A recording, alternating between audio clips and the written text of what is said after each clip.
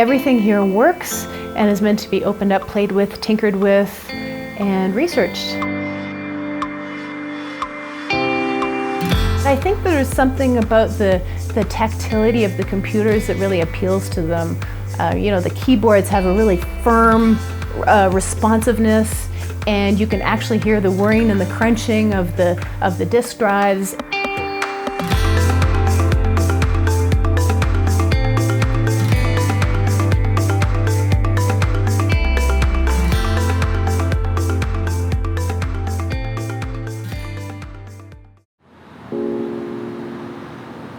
My name is Lori Emerson, and I'm director of the Media Archaeology Lab.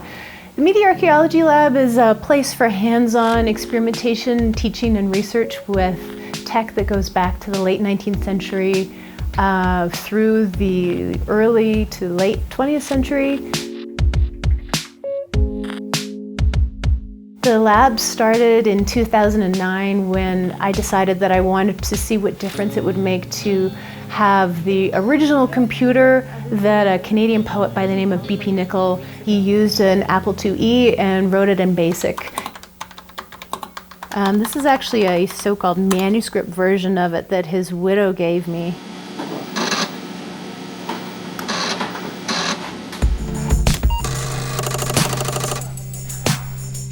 For better or for worse, at some point I thought it would be great to start bringing in Commodore 64s into the lab just to compare the other contemporary computer to the Apple IIe. And then the lab just kind of blew up from there. And I started making friends with people on eBay and convincing them to give me the things that they were selling online instead of me buying them from them. It's really interesting watching students react to computers in the lab because they will walk in and they will usually immediately gasp and giggle, and then they seem to be overcome with a feeling of nostalgia, but it's nostalgia for an era that they didn't live through. So it's curious and I can't quite figure it out.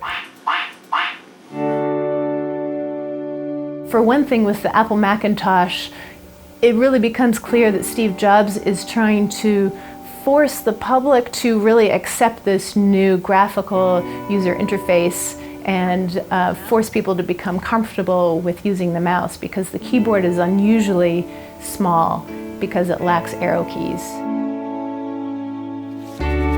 I get a lot of excitement over the computer that was in Legally Blonde, the iBook, the clamshell.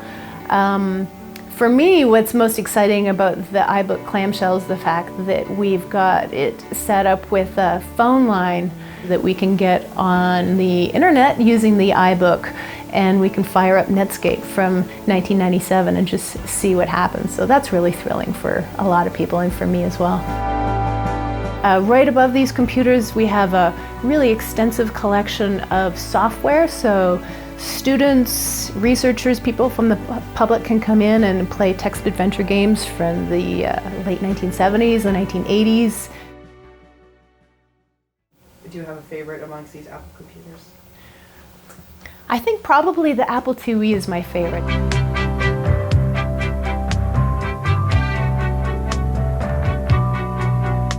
Apple has taken the Apple II, refined its design, and added some of the most popular features available on personal computers. The result is the Apple IIe. It's just so sweet. I love the whirring of the drives when you start it up, and the cute beep, and I love the fact that I can pull it out and take the lid off, and even I, with a PhD in poetry, can figure out how to swap boards in and out, and that's really thrilling for me. So we do have a lot of apples in the lab, but I have them more out of a sense of criticality than a sense of admiration.